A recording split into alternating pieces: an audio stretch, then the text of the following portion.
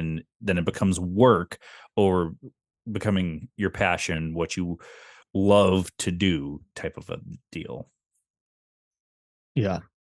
What I think one of the biggest differences between the plotter and the pantsers here is really the finished product, because most times the pantsers are going to have a whole lot more editing to do in the end, in the final product, uh, because there are things that are just maybe amiss. Maybe they don't Mm-hmm. tie certain elements together. They forget to tie up ends in certain places. And the one thing you don't want to do is have a ton of plot holes. Now, mind you, there are plenty of very big number one selling books that have plot holes. It's a thing. And we see it all the time in the movies too, TV shows. It happens. But you don't want every single little story within your story to have loose ends. And that's where plotting does come in handy, because you can figure out what those loose ends are. So, if you are a pantser, that's where you maybe decide to try to get into plantsing a little bit. Plot just little bits. Get a Mm-hmm. very small, light structure that you can kind of use as some sort of guide, and then go from there, just so you know kind of what direction you want to go, or at least what you want your final result to be. Because you can go anywhere you want in the middle of the story, so long as it brings you to the conclusion that you want your characters to face. Right. Yeah. And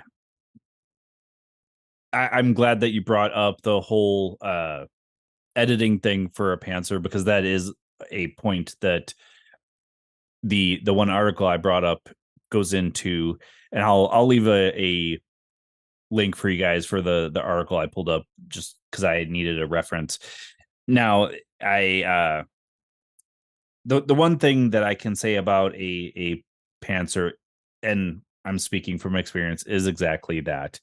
There is going to be a lot of editing. There's going to be a lot of kind of reworking in a way. But with the plotter, like I mentioned, you can have that too, because you might get to the point where you're like, crap, I forgot this part. I got to plot this whole new area out, because it's not going to make any sense if I don't do that. Now, something I want to bring up before we go a little bit further is there's no right or wrong here, guys. Everybody is going to have their own writing style. Everybody's going to have right and wrong things to do. One thing that I want to really stress on, the reason we decided to do this podcast is we're not famous writers by any means, but Eric and I have made tons of mistakes, and we want to make sure we share our mistakes and our strengths with you guys, so that you guys can learn from it and actually come out a little bit ahead than we have. Because me personally, I've not had any education in writing other than just kind of learning things here and there from either writers I know or just experience, where Eric went through an entire education, not just for writing cinematography, but part of that is writing. Mm-hmm. Yeah, you're right. I took a number of classes on screenwriting, and then I also took some writing classes as well, uh, in college, various types of English and whatnot. But even then, you only learn so much, and the majority of what you and I have been doing since, in terms of um, fictional work, that was something we had to learn as we Mm-hmm. went. Well, yeah. And there weren't really many podcasts at the time that were kind of guiding us. So if we had a question of how to figure this out, how to outline, how, whatever, we'd have to look it up online, find the answers, and then go back to it, or just simply, work through it, find the mistakes, redo it, do it again, find more mistakes, redo it until you finally have a thing like, oh, okay, now I've got a system. Um, but that's something that everybody's going to have to go through. You're going to have to figure out your system, and that system might change over time. You might be a plotter now, but become a pantser later, and vice versa. It's just it's all part of um, taking the time to challenge yourself and learn uh, what type, with what type of writing that you have. Now I'll ask you this, because it's one of our key points here. As a plotter, do you think it's easier to have a starting point of your story compared to being a pantser, since you've kind of done both? Um, I mean, I think for me being a plotter, it's easier for me having a starting point. Having at least a starting and an ending. I don't always need the middle. The middle, just whatever happens, happens so long as I get to that end. So yeah, so long as I know what my beginning and ending are, I tend to do really well at just writing, all the meat in the middle. Um, I do find it difficult if I only have an ending, then I tend to take a lot of time trying to figure out what my beginning is. How does it start? Where does my character come in? Things like that. And I know that's something that we are going to discuss more in the future and probably a lot on the show is whether or not you should know your ending before you start writing, because there's a lot of people who say you should. That way you always know what the final outcome is and you can, have a lead to get there. But I argue that you probably need a beginning first. You can't get to an end without a start. And the start is sometimes the hardest part. See, I've had a couple of writers who said they start from the ending first, and Mm-hmm. that helps them write the beginning better. Again, no right or wrong here, but me personally, if I were to be plotting anything, I would do the Plancer route. At least plot the beginning and plot your end, and then everything in the middle is just fair game. Right. Kind of have a good idea of what you want, but don't structure it to the point that it blocks you into this building that you can't get out of, Right. type of thing. Well, and so when I wrote the feature Bray, a Mhm. werewolf movie that I wrote a few years back, it took me nearly 3 years to write it initially because I didn't really know what I was doing with it. I initially started it as just kind of a short assignment. It was like a short story. I just had to Mhm. write the beginning and that was it. So I had somewhat of a beginning. Uh, and the beginning is kind of just this woman who's running through the wood. She's screaming, she's sweating, she's crying. There's something chasing her. She gets knocked down and she basically gets ripped to shreds. That's our beginning. Then, fast forward 3 years later, I knew my ending. And it was that the wolf ultimately runs out into the moonlight, free as can be, and it's kind of like this antagonist that never quite dies. He's always out there lurking. And so I had a beginning and an end, and I knew at that moment what the rest is going to be because I knew I wanted to bring filmmakers in there and make it like a documentary. And it just filled up in 7 days. 80 pages were done for a script. And so when, it's just one of those things where when you have the beginning and the end, there's like this invisible tether to them, between them.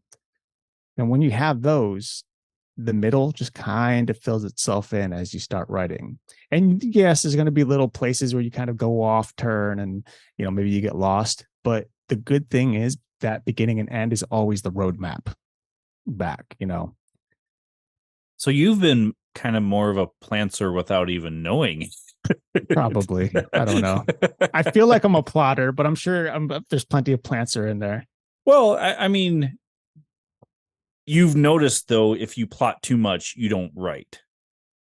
Whereas with Bray, it sounds like you just came up with two specific things, and then everything else was Yeah. Well, all fell into place. Yeah, Bray. So Bray was my second feature film. My very first feature film was something I had to write for college, and it was a mess.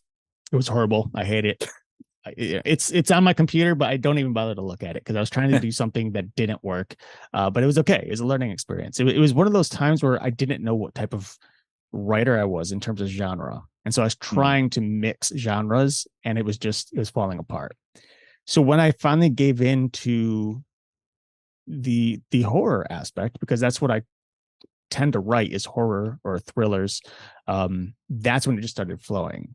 And for that particular script, it was the middle of winter. I had nothing else to do. I was in between class, like school, so it was like winter break. I just sat down and wrote for 7 or 8 days, and it just came out. Like it was one of those things where when I sat down, it just flowed. It was just there. I didn't have to do anything, and it's really nice when that happens. I'm sure any pantser who does it, it's really a fantastic feeling because you get done and you're like, wow, I can't believe that all just happened. Yeah. Right. And you go back there, and I think I did six versions of that script by the time it was finally like done. So there was still plenty of editing to have had been had, but you know, it's done. And now I've got four feature screenplays since that I've written, and each one has gotten significantly easier to write. A couple of which were plotted, and one or two which were not. All right, we're going to get into two other aspects of writing that you can kind of apply to what type of writer you are, plotter, pantser, or plantser. But we're going to take a quick break and we will be right back. Welcome back, everybody. We are talking about plotters, pantsers, and plantsers, and of course, which kind of writer you are. Now, this is something during this episode you want to, I'm sure you're listening intently. Take what you're hearing and apply that to your next writing session. Figure out what type of writer you are. And I would seriously argue, and not argue, but I would implore you to try both. Try plotting and try pantsing, I guess. Don't pants being people. Being a plotter or pantser, we'll put it that way. Yeah.